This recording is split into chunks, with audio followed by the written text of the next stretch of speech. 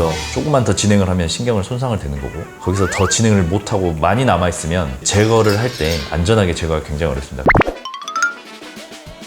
안녕하세요. 닥터김의 척추연구 청담해리슨 송도병원 대표원장 김명훈입니다. 오늘은 저희 병원 수술실에 제가 와 있는데요. 환자분들이 척추 내시경 수술도 많이 알고 계시고 실제로도 많이 하고 계시지만, 실제 저희가 어떤 기구를 어떻게 쓰는지 이거는 직접 보여드릴 기회가 많진 않아서 오늘 이런 자리를 준비를 해보았습니다.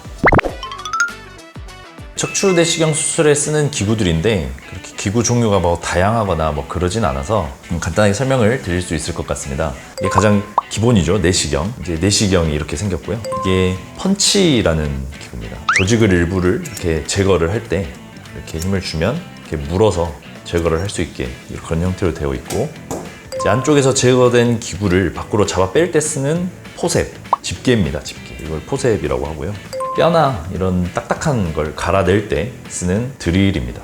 이게 이제 드릴의 용도에 따라서 이제 형태가 다양한데요. 이거는 척추 내시경 수술로 쓸 수 있게 이제 만들어진 드릴이라고 생각을 하시면 되고요. 정형외과나 이렇게 나사를 박을 때 쓸 때는 실제로 이렇게 총같이 생겨서 쓰는 드릴들도 있는데요. 이거는 이제 면적 넓은 면을 갈아내는 용도로 쓰이기 때문에 끝이 이렇게 공처럼 동그랗게 되어 있습니다.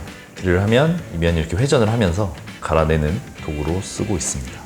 저희가 지혈을 하거나 그럴 때 사용하는 고주파로 이렇게 지지는 지혈 기구라고 생각을 하시면 돼요. 지혈 기구도 되고요. 불필요하게 발달되는 혈관이나 불필요한 신경들을 제거를 할 때 사용하는 고주파, 소작기라고 보시면 되겠습니다.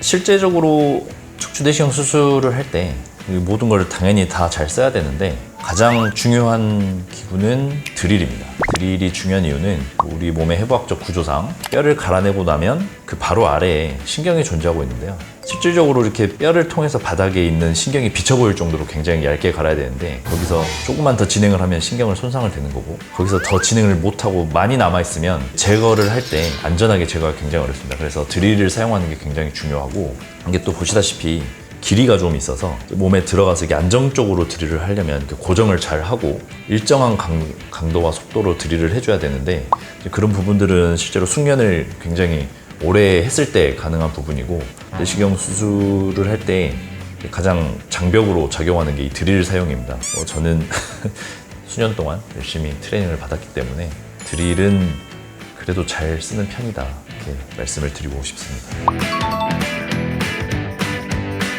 수술 종류에 따라서 사용하는 게 다르진 않고요. 조금 더 정밀하게 접근을 할 때는 같은 모양의 크기만 달라집니다. 제가 이게 자를 준비를 했는데, 이게 외부 직경은 1cm 정도 되고요. 기구가 드나드는 내부 직경은 약 0.6cm 정도 되는데, 이게 좀 큰 기구, 이거보다 이제 조금 더 작은 형태의 이제 내시경이 있고요. 이제 수술실에 쓰는 펀치랄지, 이제 포셉이랄지, 이제 드릴도 마찬가지고 이제 사이즈만 다르고요. 이제 종류는 다 같다고 보시면 됩니다. 그래서 제가 지금 들고 있는 거는 3mm짜리 펀치인데, 이게 2mm짜리도 있고 1mm짜리도 있습니다. 그래서 방금 말씀드린 것처럼 실제 크기가 1cm가 채 되지 않는 아주 굉장히 작은 도구들이기 때문에 굉장히 정밀하고 정교하게 이제 수술을 진행할 수가 있겠습니다.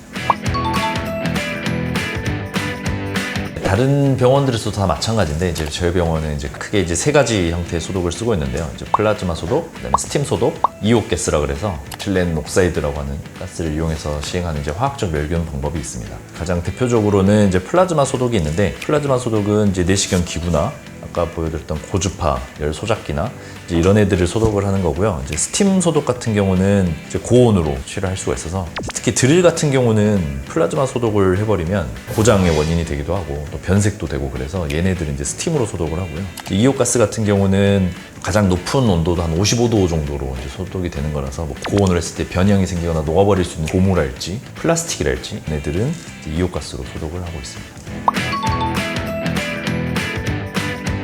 요즘 화두가 되고 있는 AI, 그다음에 로봇, 결국에는 이제 가야 될 방향이라고 생각을 하긴 하는데, 아직 여러 현실적으로나 기술적으로 조금 한계가 있습니다. 그래서 지금 갑상선 수술이랄지 무릎 인공관절 수술이랄지 이런 거는 로봇 수술이 많이 도입되어 있고 또 많이 들어보셨을 텐데, 허리 수술 같은 경우는 아직 그 모든 수술을 이렇게 로봇으로 할 수 있는 이제 그 정도 단계는 아니고요. 지금 현재 단계에서는 우리 유합술이라고 허리에 이제 나사못을 박을 때 이제 나사못 박는 정도로 이제 로봇의 도움을 살짝 받아서 그 정도 수술은 진행을 하고 있습니다.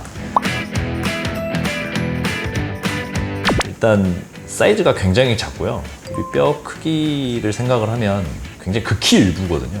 실제적으로 정상적인 조직 손상은 굉장히 적습니다. 그래서 생각했던 것보다 또 마취하고 하니까 많이 아프거나 뭐 이런 것도 아니고, 기구들 이름이 또 좀 그렇고 보기에 그렇지만 실질적으로 굉장히 작은 크기다. 채 1cm도 되지 않는 작은 기구들을 가지고 안전하게 하고 있다. 그래서 통증이나 저림감, 마비감 이런 걸로 고생하시는 것보다는 수술이 꼭 필요한 상황이라고 하면 긍정적으로 고려를 해보시는 것도, 또 너무 그렇게 겁을 먹지 않는 것도, 또 제 의사로 봤을 때 환자 입장에서는 좀 중요한 태도, 중요한 마음가짐이라고 하지 않을까 생각을 합니다.